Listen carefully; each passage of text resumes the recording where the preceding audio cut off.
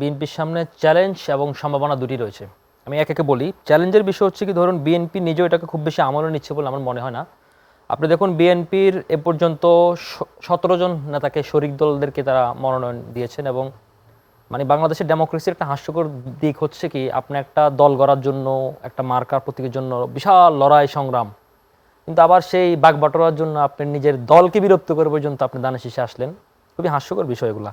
যাই হোক, এখন চ্যালেঞ্জের বিষয় হচ্ছে কি, ধরুন বিএনপির যারা আজকে দানে শীষে উঠছে, দল বিলুপ্ত করে দলে আসছে, পরের দিনে তারা আবার পোল্টি মারবে, এবং এই পোল্টি মারার কারণে এরা বিএনপির এগেনস্টে চলে যাবে। অলরেডি কিন্তু বিএনপির এগেনস্টে জামাত এবং এনসিপি নেতৃত্বাধীন 11 দলীয় জোট, স্বাভাবিক পলিটিক্যাল অপোনেন্ট, পতিত ফেসিবাদ আওয়ামী লীগ তো রয়েছে, বিদেশি পরাশক্তি রয়েছে, নতুন করে তার জন্য নতুন শত্রু অপেক্ষা করছে।